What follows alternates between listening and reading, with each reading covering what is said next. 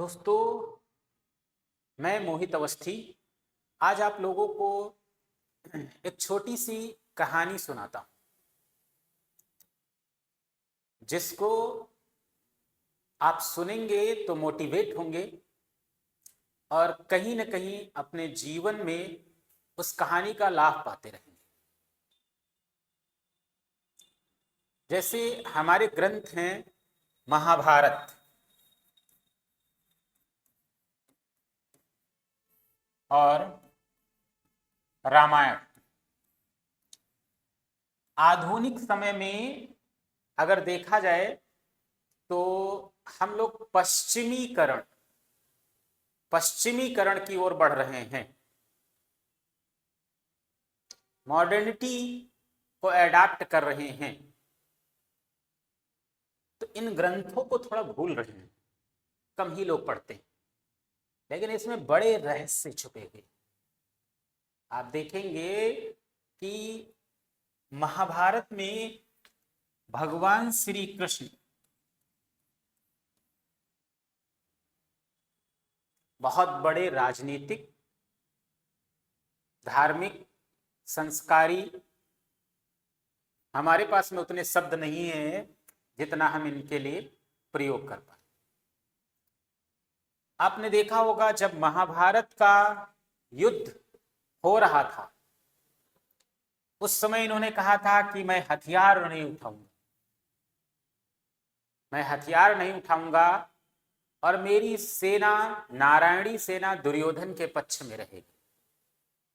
अर्जुन ने कहा था मुझे आपकी जरूरत है, मेरे साथ में आप रहे। ये भगवान श्री कृष्ण से अर्जुन ने कहा था। भगवान श्री कृष्ण ने कहा कि मैं तो निहत्था हूं, हथियार भी नहीं उठाऊंगा, मेरी सेना भी दुर्योधन के पक्ष में जा चुकी है, तो आप मुझे क्यों मांग रहे हैं। लेकिन अर्जुन को संपूर्ण रूप से भरोसा था भगवान श्री कृष्ण पर।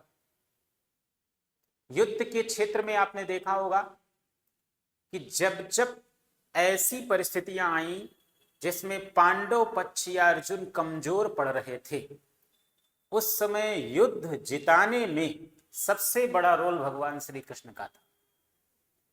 कहीं भी देख लीजिए, भीष्म पितामह को कोई नहीं हरा पा रहा था। भगवान श्री कृष्ण ने अर्जुन को सिखाया कि जाओ, जो आशीर्वाद आपको मिला था विजयश्री का, वापस कर दीजिए भीष्म पितामह जी को। वो गए, बोले कि आप ये अपना आशीर्वाद वापस कर लीजिए। वो कहे मैं दिया हुआ आशीर्वाद वापस नहीं कर सकता हूं, लेकिन हाँ ये बता सकता हूं कि कैसे मुझे हटाया जा सकता है। उन्होंने अपने मार्ग से हटने का उपाय बता दिया कि शिखंडी को ले आओ या किसी नारी को ले आओ, हम अस्त्र शस्त्र रख देंगे। यही हुआ। अर्जुन के बाणों से भीष्म पितामह घायल हुए और महाभारत के युद्ध से बाहर हुए। द्रोणाचार्य का वध कराते समय भी भगवान श्री कृष्ण ने ही रणनीति रची। युधिष्ठिर से कहा थोड़ा आप झूठ का सहारा लीजिए, जिससे ये लगे द्रोणाचार्य को कि उनका पुत्र अश्वत्थामा मारा गया है। तभी वो शोक में डूबेंगे और उनका वध तभी संभव है जब वो निहत्थे हों। यही हुआ। युधिष्ठिर ने ऐसा बोला, धृष्टद्युम्न ने द्रोणाचार्य का वध कर दिया, वो भी किनारे हो गए। अब सबसे बड़ा है ना, शक्तिशाली भी और सबसे बड़ा विरोधी कर्ण था। कर्ण से वास्तव में देखा जाए तो अर्जुन भी मन ही मन भय खाते थे, क्योंकि कर्ण ने तो ये भी कहा था कि या तो हम बचेंगे या अर्जुन। लेकिन उस समय भी मनोबल भगवान श्री कृष्ण ही अर्जुन का बढ़ाते रहे और कहते रहे कि तुम सिर्फ युद्ध करो, विजय तुम्हारी होगी, युद्ध का परिणाम मुझ पर छोड़ दो। दूसरी तरफ कर्ण का जो सारथी था, वो बार बार उनसे यही कहता था कि अर्जुन तो फिर अर्जुन, अर्जुन से तुम नहीं जीत सकते हो। लास्ट में हुआ यही कि कर्ण हार गया और अर्जुन जीत गए। तो कुल मिलाकर के ये सार बताने का मकसद मेरा ये है कि आप भरोसा करना सीखिए अपने ऊपर, अपने ऊपर भरोसा करना सीखिए। और इसी तरीके की एक बुक भी है, power of subconscious mind, power of subconscious mind, अवचेतन मन की शक्ति। कभी यूट्यूब पर पढ़ के देखिए या आप मार्केट से खरीद लाएं फिर पढ़ें, बहुत बढ़िया बुक है। उस बुक में भी यही चीजें बताई गई हैं कि आप बिलीव करना शुरू कर दीजिए, भरोसा करिए, भरोसा करना शुरू कर दीजिए। जैसे उसमें बताया गया है कि एंशियंट यानी प्राचीन काल में आधुनिक चिकित्सा पद्धति विद्यमान नहीं थी। तो उस समय मान लीजिए किसी को बुखार आया, फीवर आया, तो वो पहुंच जाता था देवी देवताओं की शरण में। उसका ये भरोसा था, वो बिलीव करता था कि अगर हम देवी देवताओं की शरण में पहुंच जाएंगे वो हमको सही कर देंगे। पहुंच जाता था और वो सही भी हो जाता था। उसका कारण ये था कि उसके अवचेतन मन में ये बैठ जाता था कि ये अब भगवान मुझे ठीक कर देंगे, और वो ठीक हो जाता था। बॉडी उसी प्रकार से एंटीबॉडी का निर्माण करने लगती जब आपको लगता है कि हम सही हो जाए।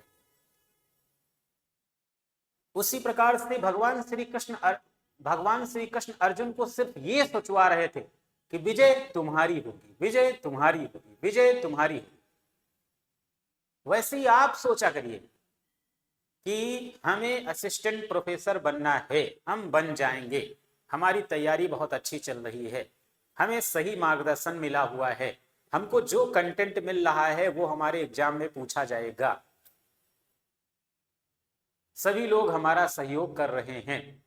ये पॉजिटिव एनर्जी आप सोच भी सकते हैं और बोलना चाहे तो बोल भी सकते हैं, क्योंकि आपको ये भी पता है कि जब बोलेंगे तो वो क्या है, ध्वनि। और ध्वनि क्या है, एक प्रकार की ऊर्जा। और ऊर्जा को ना तो नष्ट किया जा सकता है और ना ही उत्पन्न किया जा सकता है, सिर्फ एक रूप से दूसरे रूप में परिवर्तित किया जा सकता है। तो जब आप बोलेंगे कि मेरा सिलेक्शन होगा, मेरा सिलेक्शन होगा, तो ये जो ध्वनि ऊर्जा है आपके वातावरण में रहेगी, एक पॉजिटिव एनर्जी आपके वातावरण में रहेगी। और जब पॉजिटिव एनर्जी आपको मिलेगी तो आपकी चीजें और बेहतर हो जाएंगी। तो कुल मिलाकर के चाहे पावर ऑफ सबका सेंसियस माइंड हो या मान लीजिए महाभारत हो या रामायण हो, सब यही बता रहे हैं कि आपको अपनी सोच, अपने लक्ष्य पर टिकाना होगा,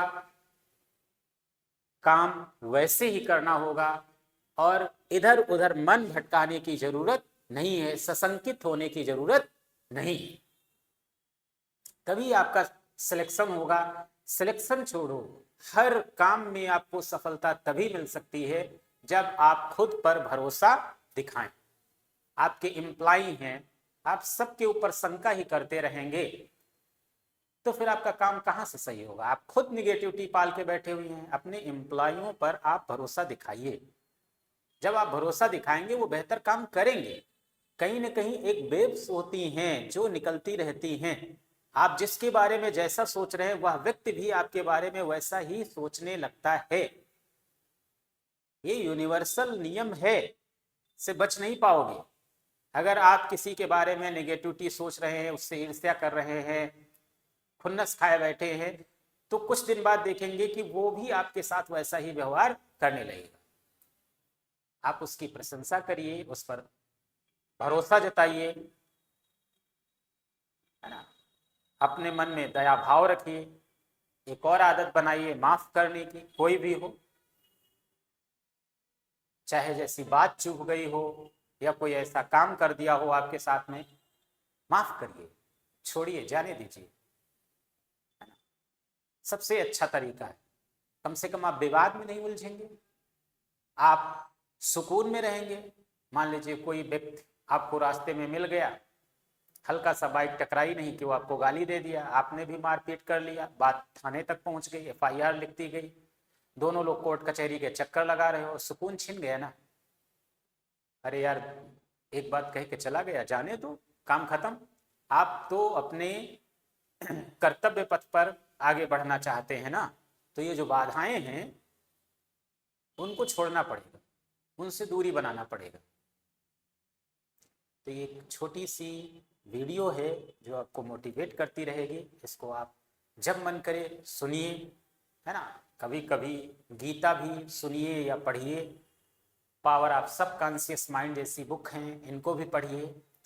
देखिए, क्योंकि स्टूडेंट लाइफ में मैं भी रहा हूँ, बहुत सारे तनाव आते रहते हैं कभी कभार। देखिए, 100% सकारात्मक कोई सोच नहीं सकता है, क्योंकि 70% नेगेटिव विचार हर व्यक्ति के दिमाग में आते ही आते हैं।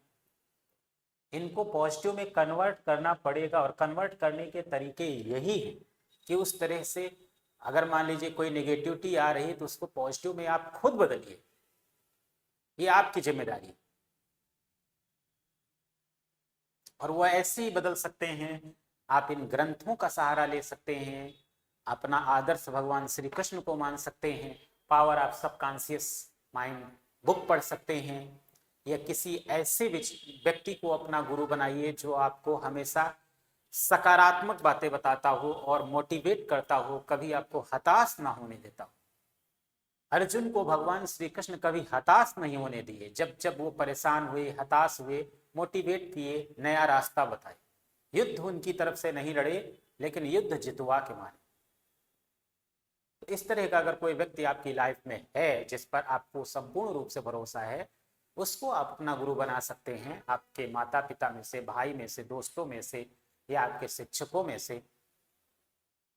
तो इतनी सी बात थी जो आपके साथ में मैंने अपनी चीजें शेयर की, और बाकी तो समाजशास्त्र की क्लास के साथ में हम आपसे मिलते रहते हैं। और जीएस की भी क्लासें हैं जिसमें बायोलॉजी ज़्यादातर मैंने पढ़ाया है, तो उसको भी आप देख सकते हैं। देखिए, पढ़ते रहिए, बिंदास तैयारी करिए। धन्यवाद।